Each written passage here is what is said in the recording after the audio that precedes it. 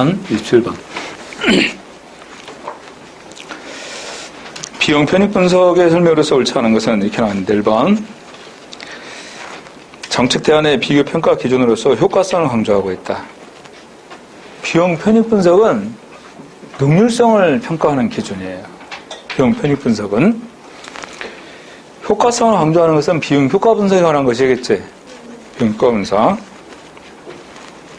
두 번째, 다양한 정부 정책이나 사업들을 비교하는데 용이하다. 비용 편익 분석은. 3번, 경제적 합리성에 기반한 객관적이고 과학적인 의사결정을 가능케 한다. 4번, 비용과 편익의 가치에 대한 각 개인의 주관적 차이를 반영하지는 못한다. 이런 비용과 편익 가치에 대한 각 개인의 주관적 차이, 이런 것들은 반영될 수가 없는 거죠. 이 비용과 편익은 비용의 현재 가치와 편익의 현재 가치, 이걸 도출해가지고 계산하는 것입니다. 그죠? 네. 자, 27번은 1번이 거리가 있어요. 자, 28번. 정책 대안의 비교평가 기준 가운데서 내부 수익률에 대한 설명을 옳지 않은 것. 내부 수익률은 다른 말로 투자 수익률이라고 표현합니다. 내부 수익률은 투자 수익률이라고 표현한다.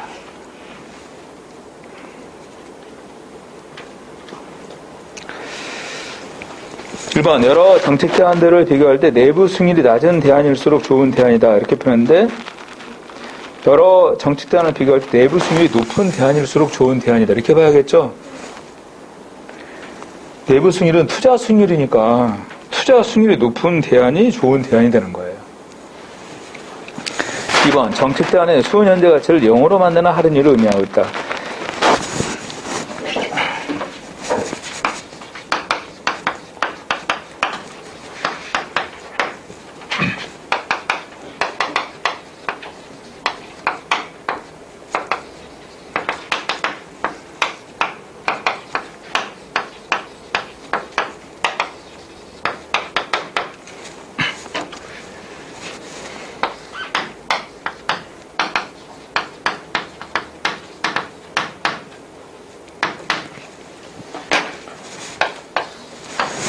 내부 수익률을 이렇게 표현한다. 편익의 현재 가치하고 비용의 현재 가치가 서로 일치되는 할인율, 이렇게 얘기하잖아.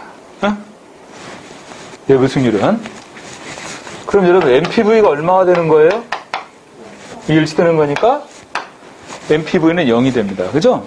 그다음에 비용 편익 비율은 1이 되는 할인율.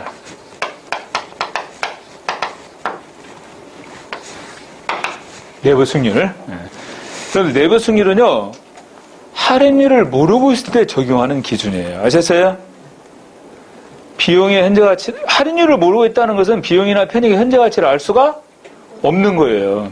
그럴 때 이걸 적용하는 겁니다. 내부 수익률을.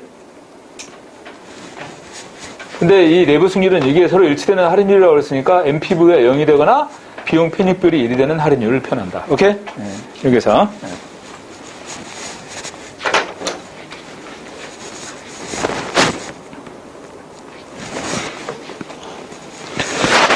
그래서 이번에 정책 대안의 수은 현재 가치를 0으로 만드는 할인율을 의미하고 있다. 그 다음에 3번, 사업이 종료된 후 또다시 투자비가 소요된 변이된 사업 유형에서는 복수의 내부 수익률이 존재할 수 있다. 여러분들, 이건 투자 수익률이니까 각각의 사업마다 투자 수익률이 각기 다를 거 아니에요.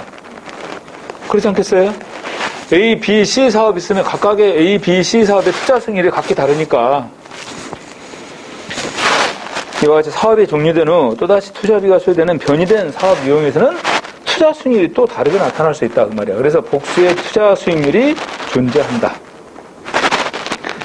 4번, 내부 수익률에 의한 사업의 우선순위는 사회적 할인율을 적용한 순 현재 가치에 의한 사업의 우선순위가 각각 다를 수 있다. 그러니까 이 내부 수익률을 적용해서 나타난 A, B, C 세 개의 사업이 있는데, 이것을 적용해서 나타난 우선순위하고, 자, 요걸 적용해서 나타난 우선순위, 요걸 적용해서 나타난 우선순위가 각각 다르겠죠.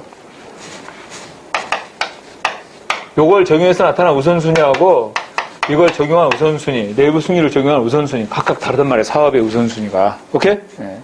그렇지 않겠어요? 적용되는 식이 다르니까. 네. NPV는 뭐라고 그랬어? 편익의 현재 가치에서 비용의 현재 가치를 빼준 값이잖아. 이건 비용의 현재 가치분의 편익의 현재 가치 비율을 나타내 주는 것이고, 그 다음 이건 투자 순위를 나타내는 거니까 각각 기준이 다른 거예요. 그래서 이러한 기준들에 따라서 사업의 우선순위가 각기 다를 수 있다. 오케이? 자, 28번에서는 거리가 있는 것은 몇 번? 1번입니다. 29번. 비용 편익 분석하고 비용 효과 분석의 설명으로 옳지 않은 거. 1번. 순현재 가치인 NPV는 할인율의 크기에 따라 그 값이 달라지지만 비용 편익비는 할인율의 크기에 영향을 받지 않는다.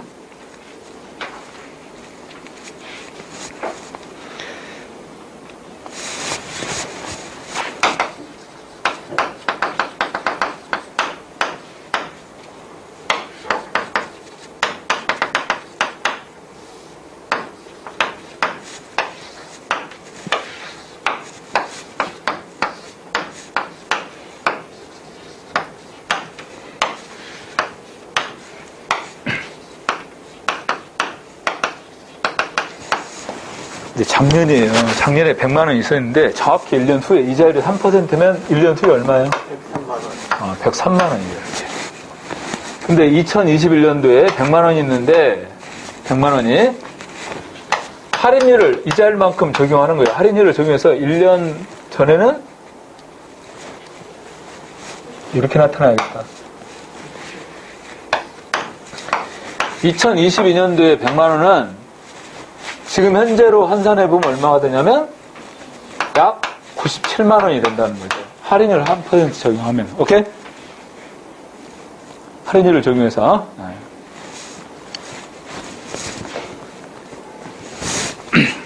그래서 그 29번 문제에서 1번에 순현재 가치는 할인율의 크기에 따라 값이 달라지지만 비용 편익비는 할인율의 크기에 영향을 받지 않는다. 이렇게 나와 있는데요. 자, 또 다 계산해 줘야겠네.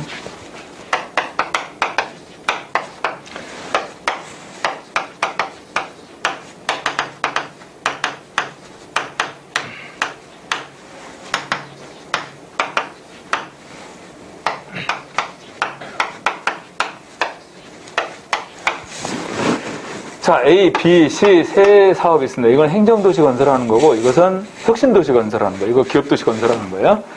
비용의 현재가치하고 편익의 현재가치 값이 이렇게 나왔어요. 이건 할인율을 적용해서 나온 값이야. 아시겠어? 각각 할인율을 적용해서 A 사업은 비용의 현재가치가 100억, 편익의 현재가치가 120억 이런 식으로. B는 이렇게 나오고 C는 이렇게 나왔어요. 비용과 편익의 현재가치가. 자, 그러면 A 사업을 봅시다. MPV를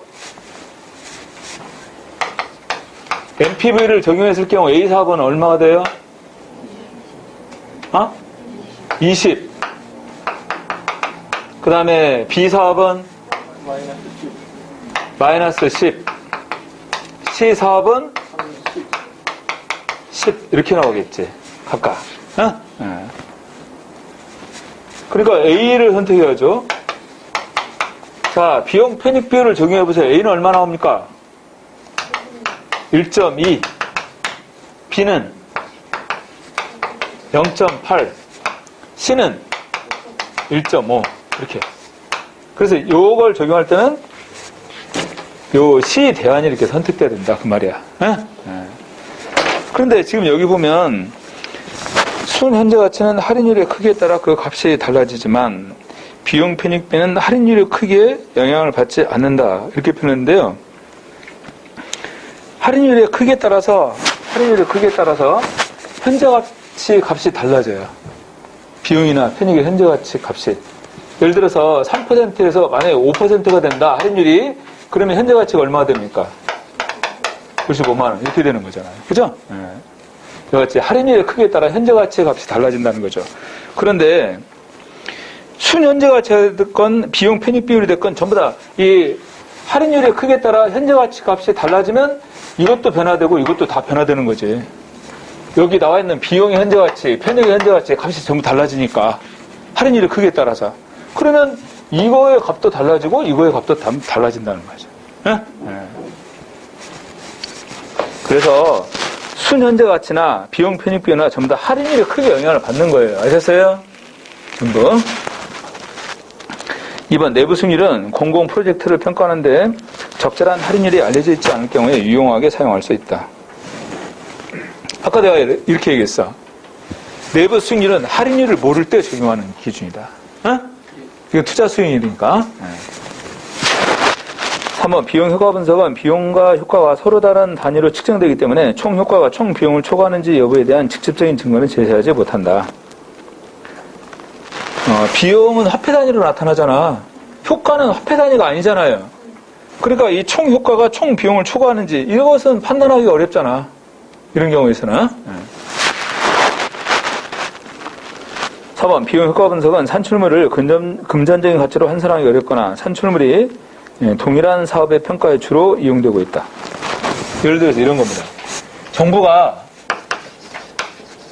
100억의 비용을 투입했어요. 예산을 투입했습니다. A, B, C 사업을 각각 수행한단 말이야. 근데 A 사업은요, 고용 창출이 1,500명의 고용 창출을 가져와요. 100억을 투입했을 때. B 사업은 고용 창출이 1,700명. C 사업은 고용 창출이 2,000명.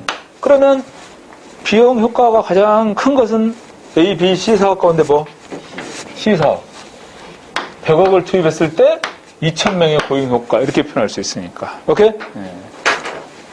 그래서 4번에 나온 시험 비용 효과 분석은 산출물을 금전적 가치로 환산하기 어렵거나 산출물이 동일한 사업의 평가에 주로 이용된다. 이런 경우는 산출물이 동일하죠. 그럴 때 비교할 수가 있잖아요. 각각. 그렇지만 비용 효과 분석은요, 성격이 다른 사업에는 적용할 수가 없어요. 오케이? 성격이 다른 사업에 대해서는 적용할 수가 없습니다. 비용 효과 분석은. 그렇지만 비용 편입 분석은 비용의 현재가치, 편익의 현재가치 전부 다 화폐 단위로 나타나니까 성격이 달라도 비교할 수 있어요. 비용 편입 분석은. 응? 근데 비용 효과 분석은 성격이 다른 사업에 적용하기는 곤란하다.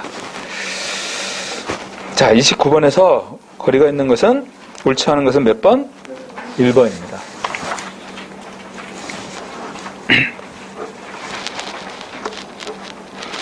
자, 30번.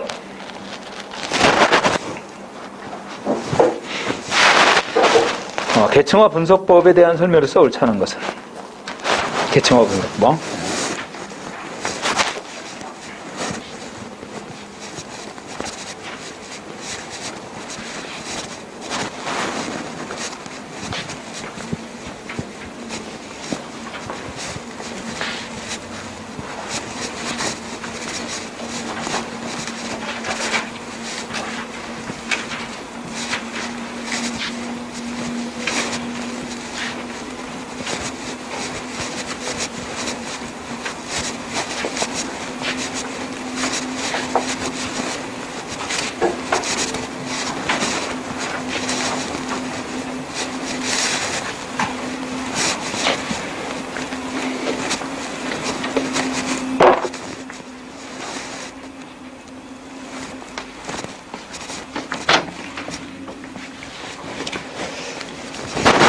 그 뒤에 재무행정에 가면 예비 타당성 조사 있죠.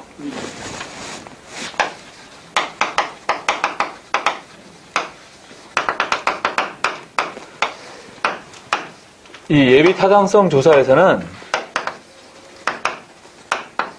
특정의 사업에 있어 신규 사업 가운데 500억 이상의 규모 가운데서 국가가 300억 이상 지원하는 사업에 대해서는 예비 타당성 조사를 해야 돼요. 사전에 타당성이 있는지. 근데 여기는 경제적인 측면과 더불어서 정책적인 측면을 같이 조사하게 됩니다. 각각 경제적 측면하고 정책적 측면 두 가지를. 네. 여러분들, 그러면 경제적 측면에 있어서 조사는 평가는 주로 이제 비용 편익 분석과 같은 거. 그 다음에 또 민감도 분석, 이러한 부분들이 경제적인 측면의 평가 기준들이에요. 정책적 측면이라고 한다면 지역경제 파급 효과, 지역경제 파급 효과 이런 것들을 이제 평가하는 것이거든요. 지금 여기 나와 있는 계층화 분석법에 관한 거 있죠? 이 계층화 분석법으로서 이 정책적 측면의 평가가 이루어지게 됩니다. 이 내용으로. 네.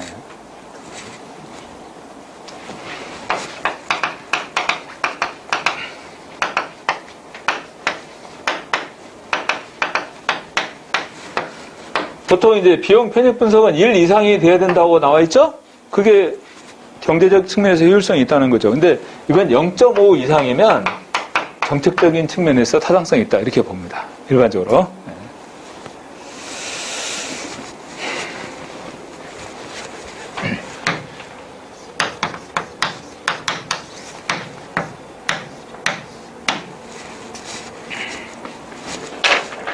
자, 아파트를 하나 장만하려고 하는데, 첫 번째는 가장 중요한 요인 가운데 하나로 학군, 두 번째는 교통 조건, 그 다음에 세 번째는 환경, 이러한 것들이 이제 고려 요소가 되는 것들이잖아, 아까. 그런데 이제 선택할 수 있는 아파트가 A, B, C 세 가지가 있다는 거예요. 여기서. 여기도 마찬가지고 여기도 마찬가지인데 학군, 교통, 환경에 있어 학군하고 교통 조건을 보니까 이게 더 중요하다고 판단돼. 교통보다도. 교통하고 환경 조건을 비교해 보니까 이게 더 우선이고 또 이거하고 이걸 비교해 보니까 이게 더 우선이 되는 거죠. 그러니까 우선순위를 보면 이게 1이고 그 다음에 이게 두 번째, 이게 세 번째야. 그러면 A, B, C 세 가지 조건 가운데서 학군 조건을 보면 A가 B보다 더 좋은 조건이에요. 오케이? 그 다음에 B하고 C를 비교해보면 C가 더 우수한 조건이고 A하고 C를 비교해보니까 C가 더 조건이 우수하단 말이죠. 그러면 이 조건을 기준으로 할 때는 이걸 선택해야겠죠. 그런데 교통 조건을 보니까 교통 조건을 판단했을 때는 달라요. 이렇게 되는 거야. 그 다음에 B하고 C를 비교해보면 이렇게 되고 A하고 C를 비교해보면 이렇게 되고 가장 유리한 조건은 뭐예요? B가 되는 거죠. 이 조건 하에서는. 오케이? 이런 식으로 두 개씩 비교를 해나가면서 이것을 판단하는 겁니다. 그리고 아파트를 선택하는 데 있어 이 세 가지 조건이고 이 세 가지 조건 하에서 이런 아파트들을 선택할 수 있다는 얘기죠. 그래서 이걸 이제 비교해서 이제 선택을 하는데 그러면 이것을 가장 우선으로 생각하는 사람은 A를 선택해야겠지. 이걸 가장 우선으로 생각하는 사람은 B를 선택할 것이고 또 환경 조건을 우선으로 생각하는 사람은 또 다른 걸 선택한단 말이에요. 이렇게. 이런 분석을 하는 것이 계층화 분석법이라고 표현합니다. 오케이? 자, 이거 옳지 않은 건데 1번 1970년대 사티 교수에 의해서 개발돼서 광범위한 분야의 예측이 활용되어 왔다. 두 번째, 불확실성을 나타내는데 확률 대신에 우선순위를 사용한다. 여러분들 여기 지금 우선순위가 전부 다 명시되어 있지? 두 대상의 상호 비교가 불가능한 경우에도 사용할 수 있다는 장점이 있다. 여러분들 두 대상의 상호 비교가 불가능하면 적용할 수가 없어요. 지금 전부 다 비교를 해나가면서 선택을 하잖아요. 3번 기본적으로 시스템 이론에 기초를 두고 있습니다. 이게 이제 이 시스템에서 가장 최상위에 있는 거잖아. 그 다음에 이 밑에 이런 조건들이 있고 이 조건들에 따라서 이런 아파트들을 선택할 수 있다는 거죠. 그죠? 이게 시스템적 구조를 취하고 있어요. 그래서 여러분들 이 계층화 분석법은요, 비교, 그 다음에 시스템 구조, 이렇게 그 키워드를 이해를 하셔야 됩니다. 이거 주장했던 인물이 사티 교수예요. 자, 30번에서 거리가 있는 것은 몇 번? 3번입니다.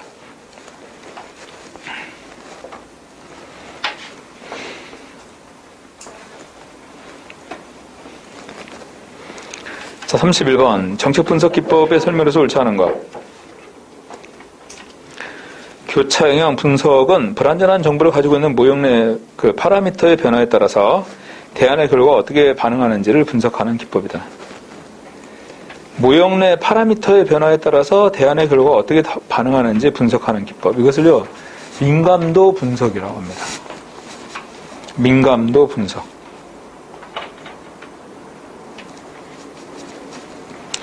교차영향 분석 기법은 이렇게 얘기했잖아요. A 사업을 시행하는데 이거 관련되는 B 사업을 시행하는데 어떤 영향을 줄 수 있는가. A하고 B 간에 교차영향 분석 기법.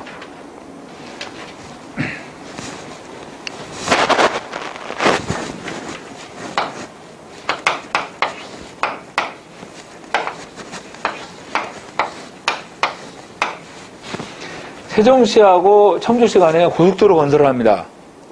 고속도로. 여기에 1년에요, 이 도로 이제 건설하고 나서 1년에 차량 통행이 100만 대, 150만 대, 200만 대, 100만 대가 여기 이제 도로를 이용했을 경우 들어오는 수입, 150만 대가 이용했을 때 들어오는 수입, 각각 다르겠죠? 비용은 고정되어 있다고 봤을 때, 비용은. 그러면 100만 명이 이용했을 때는, 이때는 비용 편익 비율의 값이 0.8이야. 150만 명이 이용했을 때는 1이고, 200만 명이 이용했을 때는 1.2가 되고, 그러면 일단 150만 명 이상이 이용을 해야겠죠. 이게 각각의, 이 변수들에 의해서 나타나는 값의 변화입니다. 오케이? 이런 것들을 계산하는 것이 민감도 분석이에요, 여기서. 응? 모형 내 파라미터 변화에 따라서 대안의 결과가 어떻게 반응하는지 분석하는 기법. 오케이? 민감도 분석. 2번, 칼도익스의 기준은 전통적인 비용 편익 분석에 기초가 되고 있다. 칼도익스의 기준이라는 것은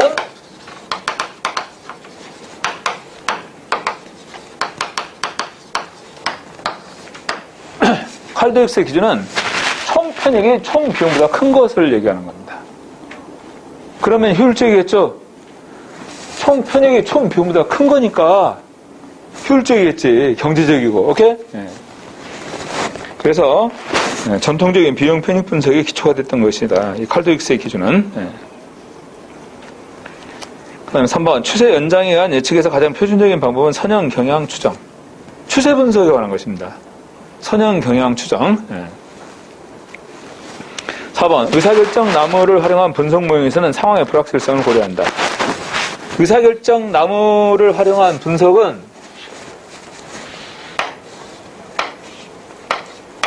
나무가 이렇게 가지가 있어요. 둘 중에 하나를 선택해야겠지? 또 여기에 가면 또 이렇게 가지가 생겨나겠죠? 그럼 또 둘 중에 하나를 선택하게 되고, 또 이쪽으로 가게 되면 또 여기 또 가지가 생겨나지? 둘 중에 하나 또 선택하고, 이런 식의 결정인 거예요. 응? 의사결정 나무. 각각.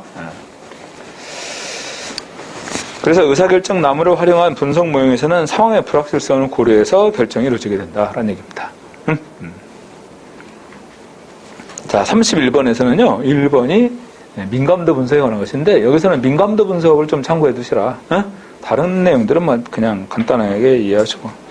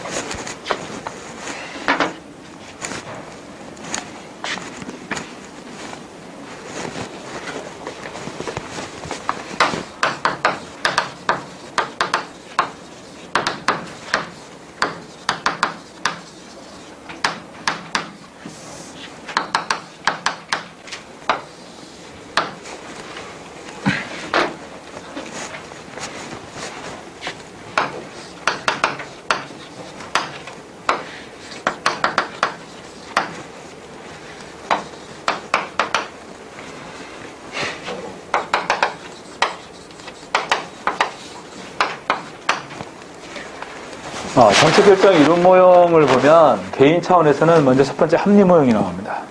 그죠? 합리 모형에. 두 번째 뭐가 나왔어요? 만족 모형. 세 번째는 점증 모형. 그 다음에 혼합? 주사 모형.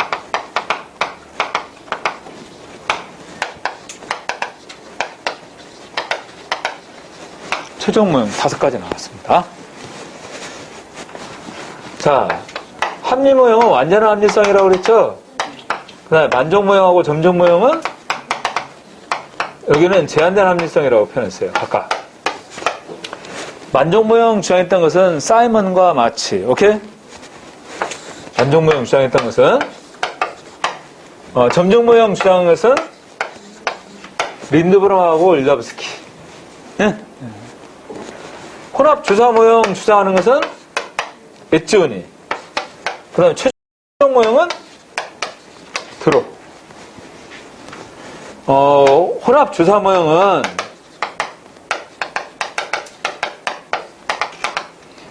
기본 방향은 합리 모형이에요. 세부적인 것은 점증 모형의 바탕을 두고. 기본 방향하고 세부적인 거 이렇게. 응? 혼합 주사 모형. 최종 모형은 합리적 요인 플러스 초합리적 요인을 바탕으로 합니다.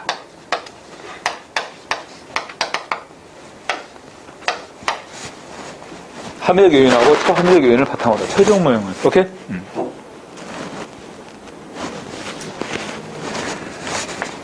합리 모형을 집단 차원에 적용시킨 것은 공공선택 모형이에요.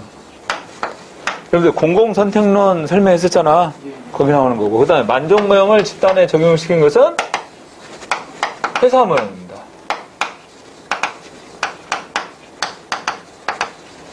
회사 모형은 연합 모형이라고 표현하는 겁니다. 회사 모형. 네. 점증 모형은 집단에 적용시킨 것이 쓰레기통 모양.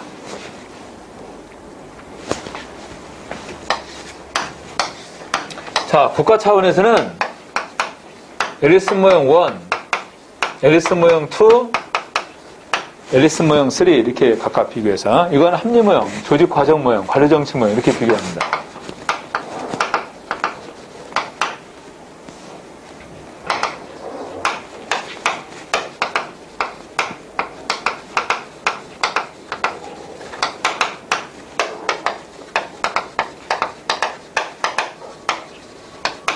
이렇게 비교해서.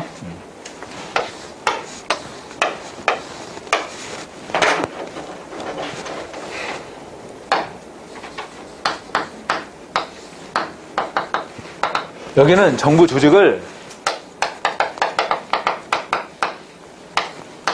유기체로 본다.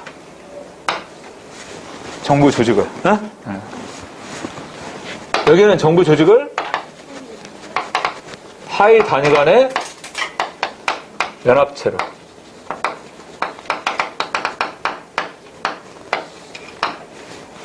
관료 정치 모형에서는 관료들의 집합체.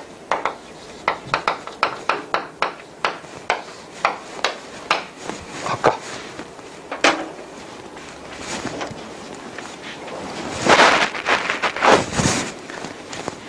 이 전체 흐름은 좀 정리하고 기억을 해둔다. 어? 네.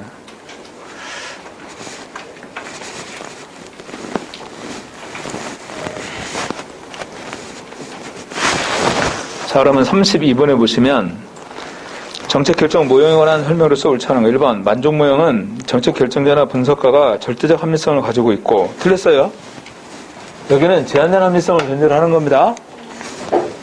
주어진 상황하에서 목표 달성을 극대화할 수 있는 최선의 정책 대안을 찾아낼 수 있다고 본다. 1번은요, 합리 모형을 설명하는 거예요. 여기 이전에 우리가 합리적 분석적 결정 과정 이거 설명했었지? 그 합리적 분석적 결정 과정에 따라 정책을 결정하면 그게 합리 모형이야. 그러니까 합리 모형은 정책 결정에 필요한 모든 것들을 다 고려해서 대안을 선택해 결정한다. 어? 네. 2번 쓰레기통 모형은 조직화된 무정부 상태 속에서 나타난 몇 가지 흐름에 의해서 정책 결정이 우연히 이루어진다고 보는 정책 모형. 맞습니다. 그래서 이 쓰레기통 모형에서는요, 그 결정의 요소가 문, 해, 기, 참 네 가지라고 했어요. 문제, 해결책, 선택 기회, 참여자. 3번 최종 모형은 정책 결정을 체계적인 시각에서 파악하고 정책의 성과를 최적화하려는 정책 결정 모형. 그래서 여기는 합리적인 것만이 아니라 초합리적인 요소도 같이 고려합니다. 네 번째, 혼합 모형은 합리 모형의 이상주의적 특성에서 나오는 단점하고 점증 모형의 지나친 보수성이라는 약점을 극복할 수 있는 전략으로 제시된 모형으로 합리 모형은 너무나 이상주의적이고 현실성이 떨어진다는 거죠. 근데 점증 모형은 기존 정책을 토대로 결정하니까 보수적이라는 거야. 그런 한계들을 보완하기 위해서 그러면 이 두 가지 이렇게 합해서 정책을 결정해 보자는 거죠. 각각. 두 가지 이렇게 선별해서. 자, 32번에서는 1번이 거리가 있습니다. 1번에. 자, 33번. 다음 정책결정의 혼합주사 모형의 설명으로서 옳은 거. 1번. 비정형적 결정의 경우 직관의 활용이랄지 가치 판단, 창의적인 사고, 브레인스토밍을 통한 초합리적인 아이디어까지 고려할 것을 주장한다. 초합리적인 요인, 이렇게 나오면 볼 것도 없이 최종 모형이에요. 여기 지금 표현하고 있는 직관, 창의적인 사고, 또는 판단, 이런 것들이 개입된다면, 직관, 가치 판단, 창의적 사고, 이런 것들을 전제로 하는 것은 최종 모형. 2번. 거시적이고 장기적인 안목에 있어 대안의 방향성을 탐색하는 한편 그 방향성 안에 심층적이고 대안적인 변화를 시도하는 것이 바람직하다. 거시적이고 장기적인 안목에서 대안의 방향성을 탐색한다. 이것은 기본 방향에서는 합리 모형을 전제로 한다. 이런 표현이죠. 그 다음에 그 방향성 안에서 심층적이고 대안적인 변화를 시도한다. 그 세부적인 것은 바로 점증 모형을 취한다. 그 말입니다. 각각. 2번이 혼합주사 모형이죠. 3번.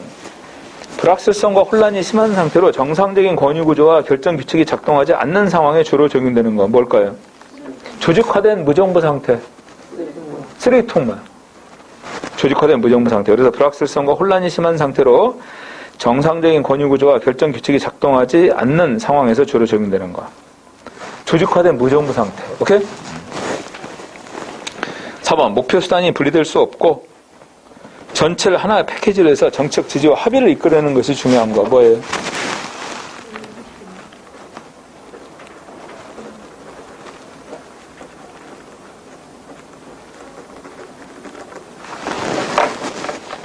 목표 수단이 분리될 수 없고 전체를 하나의 패키지로 해서 정책 지지와 합의를 이끌어내는 것은 점증 모형입니다. 여러분들, 합리 모형은 목표와 수단이 구분되죠? 합리 모형은 목표 수단이 구분되잖아요.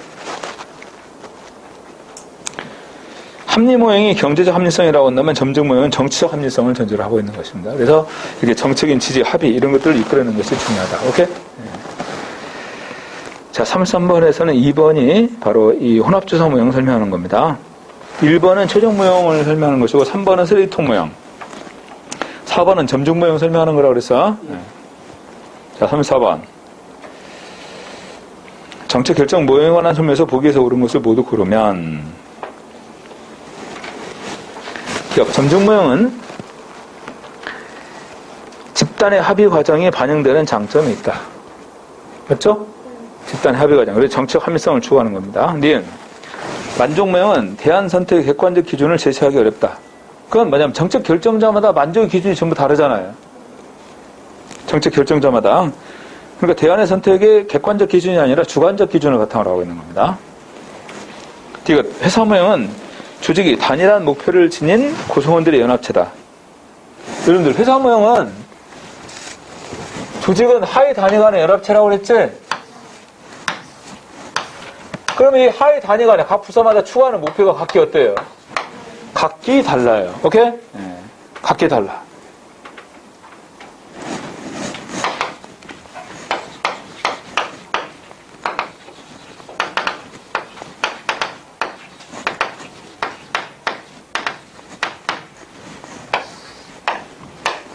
조직을 하위 단위간의 연합체라고 표현하는데 여기 추구하는 목표는 각기 다르다는 얘기죠. 그리고 이 부서들은 긴밀하게 연결되어 있는 것이 아닙니다. 아셨어요?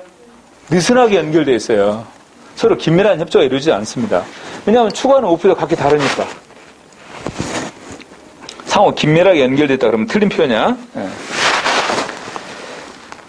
디귿 회사 모형은 조직의 단일한 목표를 지닌 구성원들의 연합체다. 틀렸어요. 각 부서마다 다양한 목표들이 나타나. 리을 합리 모형은 정책 합리성에 기반하기 때문에 현실에 대한 설명력이 높다. 합리 모형은 경제적 합리성입니다. 오케이? 네, 경제적 합리성이에요. 자, 3, 4번에서 옳은 것은 기억하고 니은 두 가지.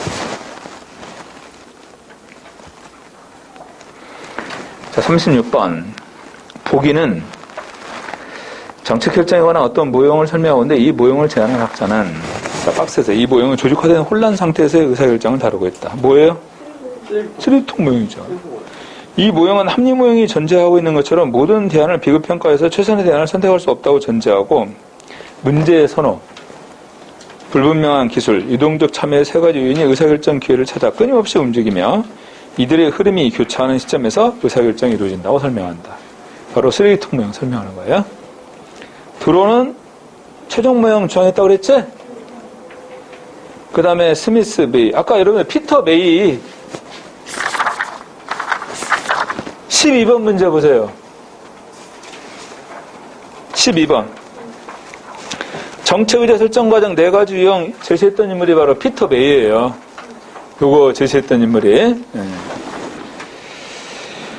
자, 쓰레기통 모형 주장했던 것은 쿠엔, 마치, 올젠 이 세 사람이잖아. 3번이 정답이죠. 엣지온이는 혼합 주사 모형 주장했던 것이고, 오케이? 자, 그렇다면 36번의 정답은 몇 번? 3번이에요. 아까. 예.